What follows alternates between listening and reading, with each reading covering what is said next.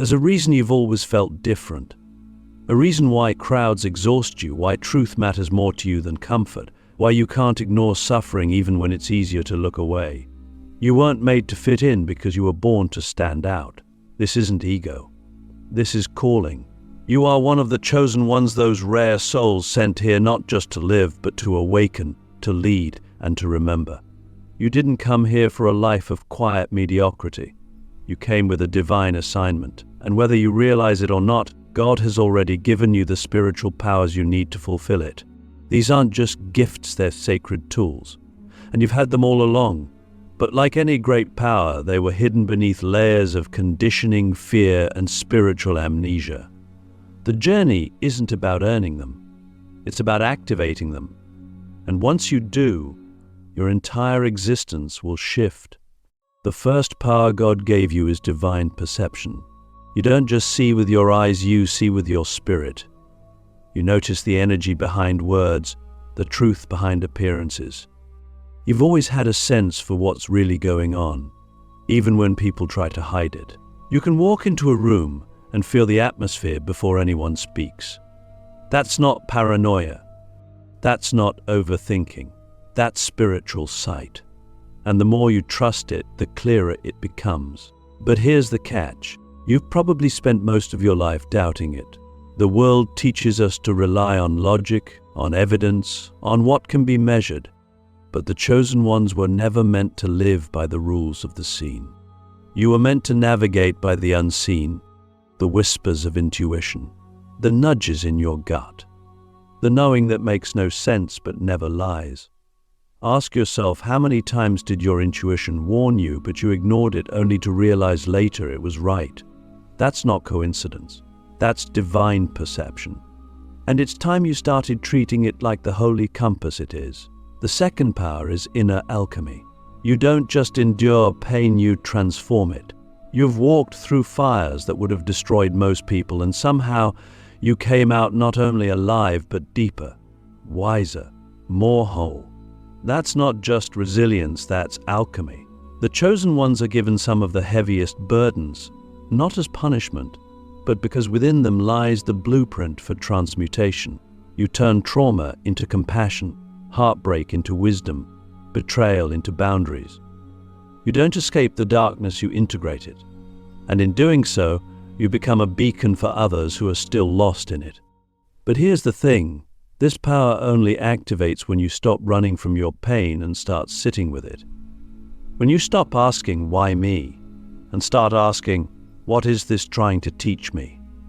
Every wound you carry is a potential portal, but you have to be willing to walk through. The third power is energetic sensitivity. Yes, it's a power. Even if the world made you feel like it was a weakness, you cry easily. You get overwhelmed in crowds. You can't watch violent movies. You feel everything deeply, sometimes too deeply.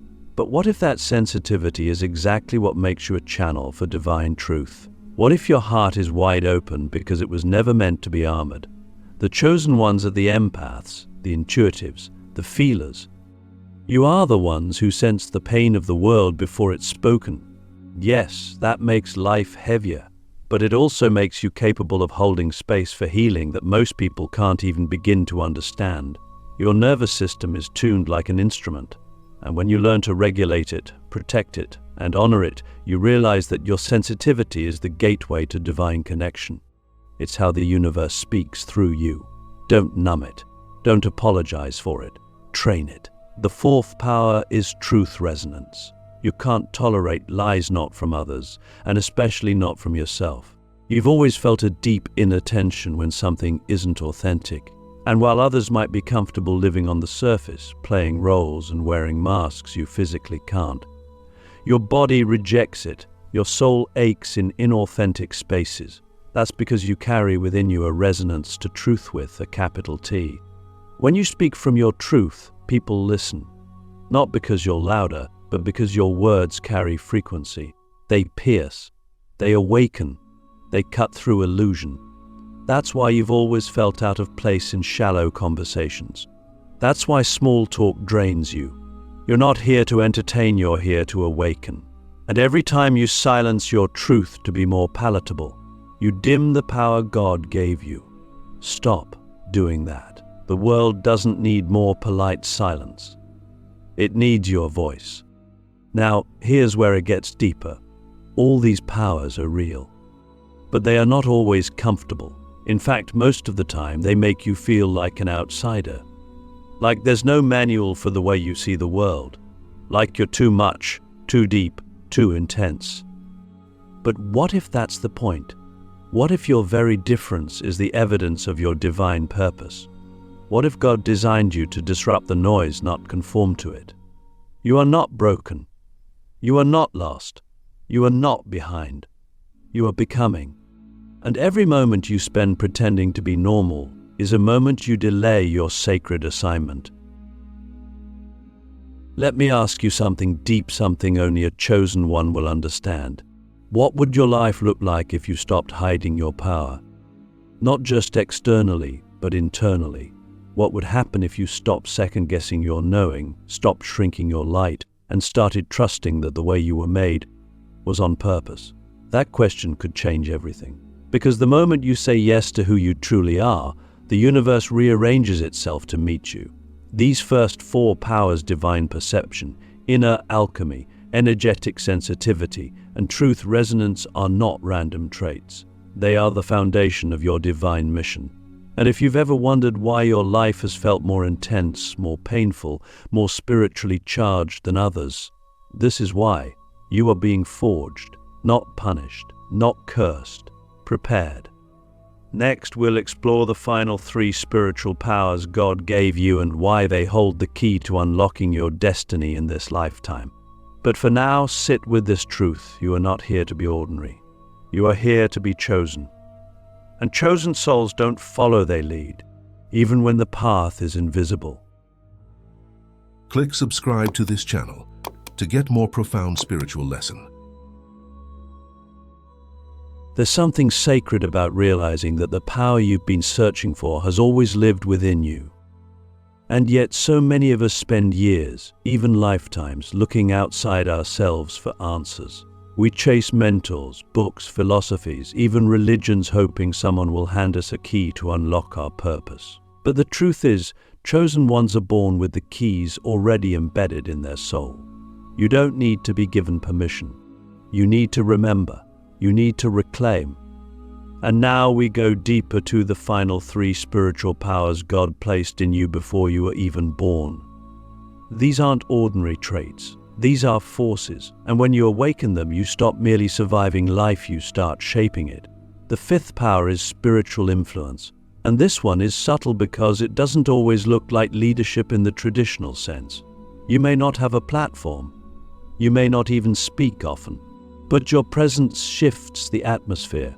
People come to you and don't even know why. Strangers open up to you. Friends feel safe around you.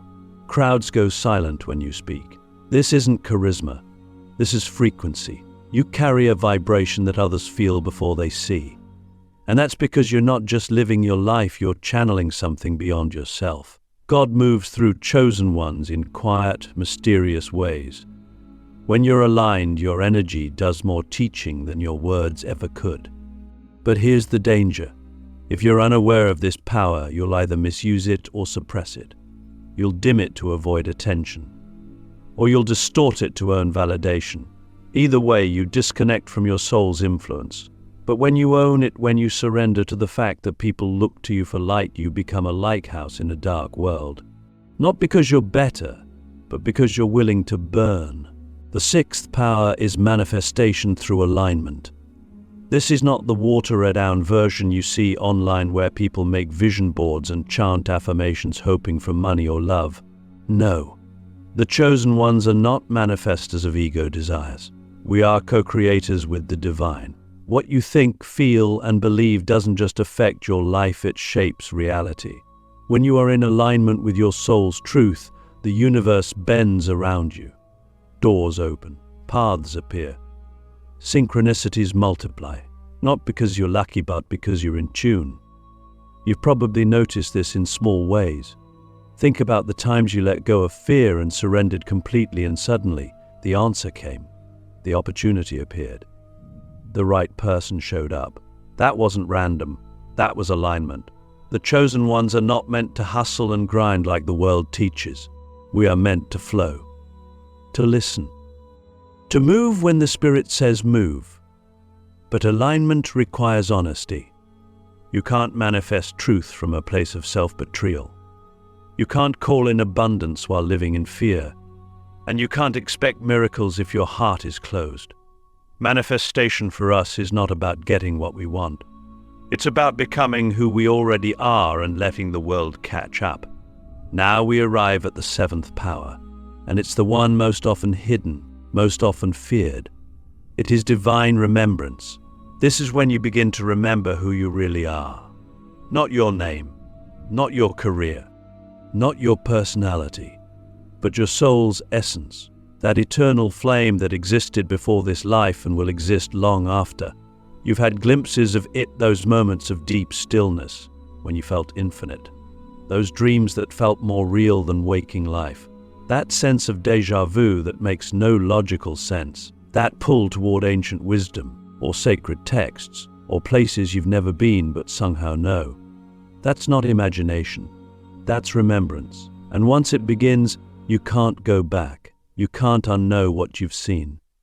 You can't unfeel the truth that you are more than flesh and blood. You are a soul on assignment, and the veil is thinning. That's why you felt out of place for so long, because you were never meant to belong here. You were meant to bring their here, to be a bridge between worlds.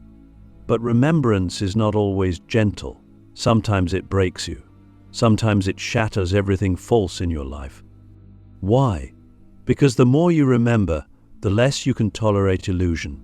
And that is a sacred gift in disguise. So ask yourself this: what if your weirdness, your loneliness, your longing were all signs that you've been remembering more than most? What if the reason you can't numb yourself like others is because your soul won't let you forget? That's not a flaw. That's your power. And the more you surrender to it, the more you begin to walk differently, speak differently, love differently. You stop living from habit and start living from revelation. You stop seeking God as something separate and start realizing God is within you, always has been. These final three powers, spiritual influence, manifestation through alignment, and divine remembrance, are the crown jewels of the chosen. They are not meant to make you superior. They are meant to make you responsible, because when you know who you are, you can no longer pretend you don't. You can no longer betray your gifts just to be accepted. You can no longer play small without feeling like something inside you is dying. You were not chosen to impress the world. You were chosen to transform it one vibration at a time. And now that all seven powers have been revealed, the question becomes, what will you do with them? Will you bury them again to keep others comfortable? Or will you rise into the version of yourself that your soul has been waiting to become? Knowing your powers is only the beginning. The real transformation begins when you embody them, when you stop treating your spiritual gifts like distant ideas and start living as if they are already flowing through you. Because they are. But the truth is, most of us don't lack power, we lack practice. We don't lack insight, we lack integration. You can read all the books, hear all the teachings, and even feel the truth in your bones, but until you change how you show up in your relationships, in your thoughts, in your habits, those powers remain dormant. The chosen ones are not just meant to remember who they are. We are meant to become it in real time. And that requires discipline, not the rigid kind imposed from fear, but the sacred kind that is born out of devotion. Let's talk about divine perception.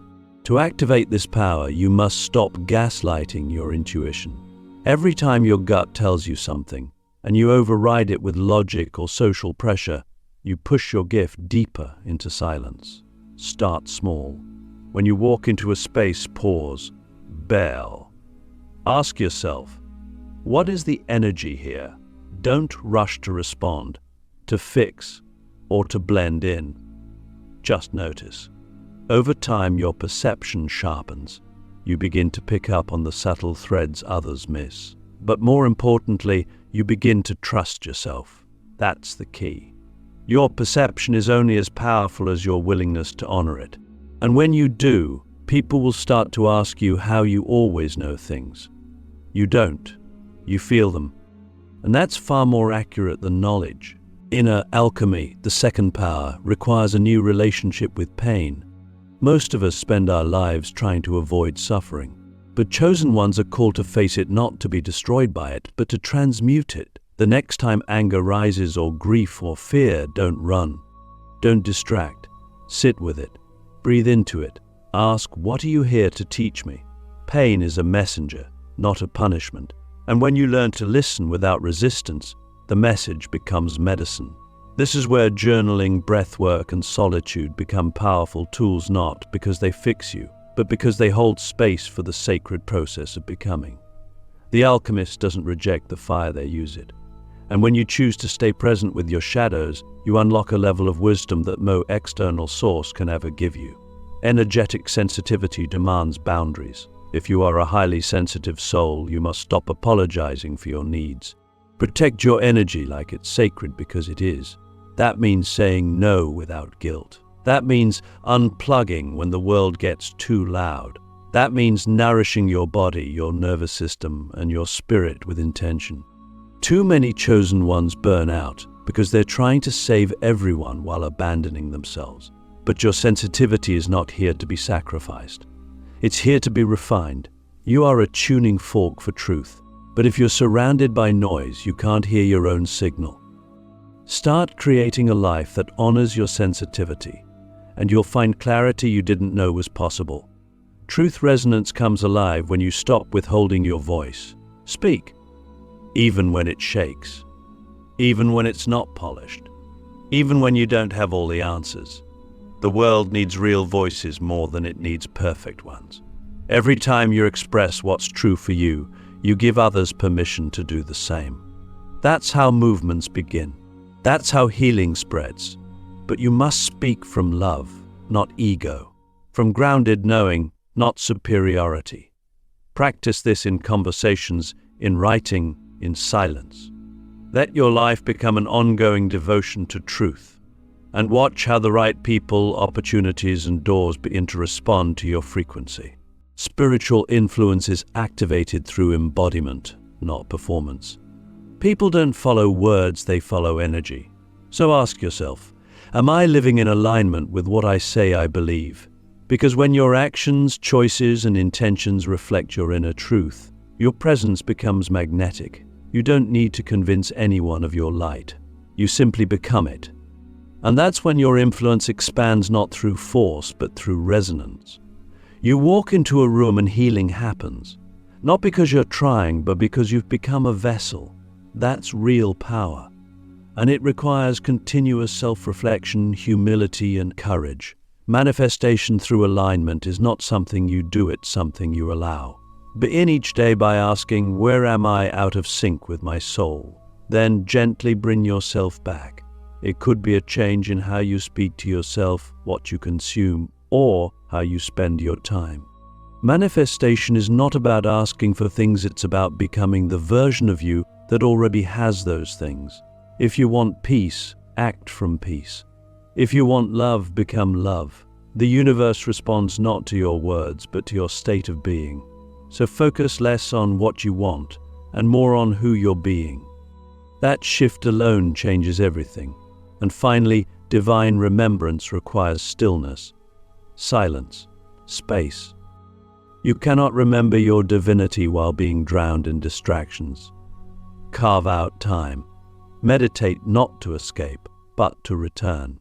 Return to the space within you that never changes. The observer, the witness, the eternal spark. As you deepen into that space, you begin to remember lifetimes, truths, call this. You begin to sense that your very breath is a prayer. Your life is a ceremony. And every moment is an invitation to remember who you truly are beneath the roles, the pain, the confusion. You are not just a soul in a body. You are God, remembering itself through form. So here's the challenge. Will you live like you know the truth now? Will you act like someone who is awake? Because knowledge without embodiment is useless. It's time to stop playing small. Stop waiting. Stop hiding behind fear and indecision. The powers are already inside you. The tools have been given.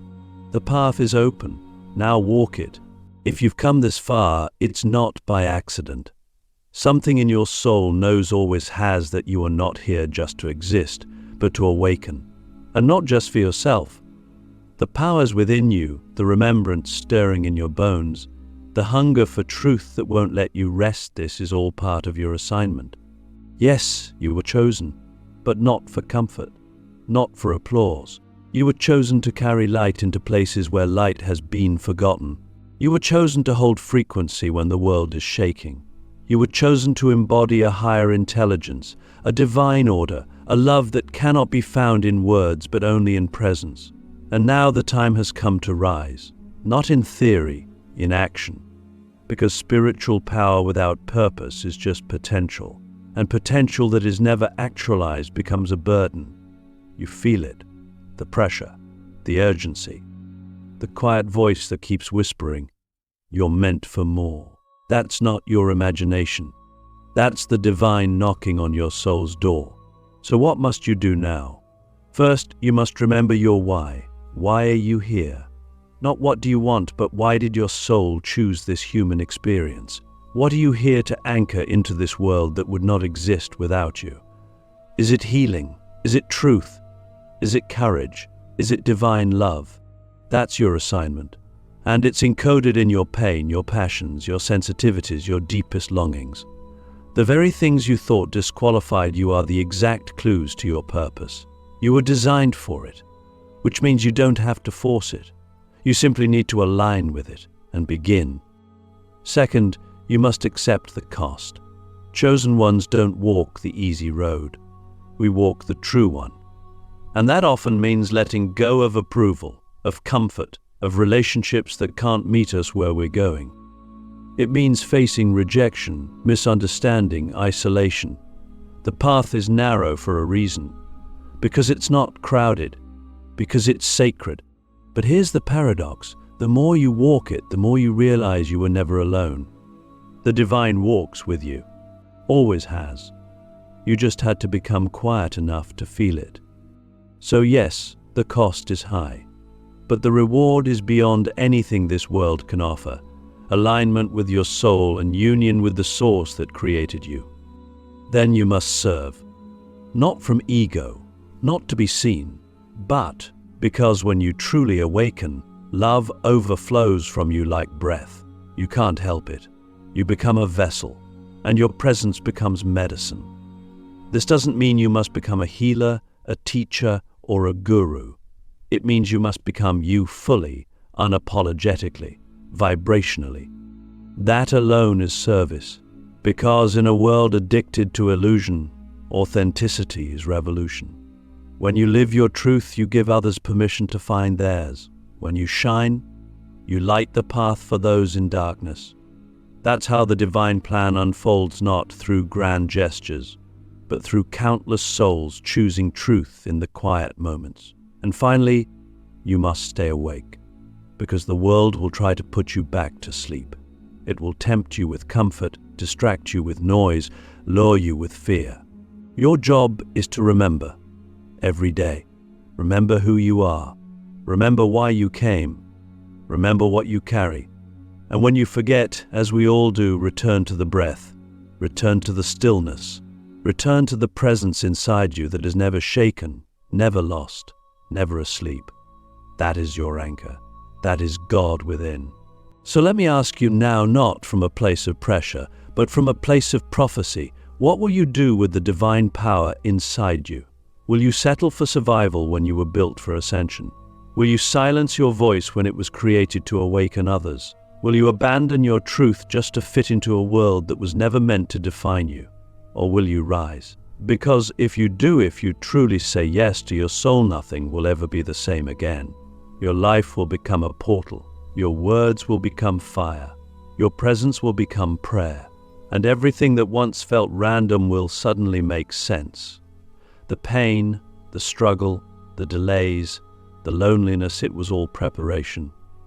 Because chosen ones don't just carry light, we become it. And now it's your time.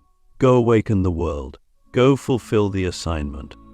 Go be who you were created to be.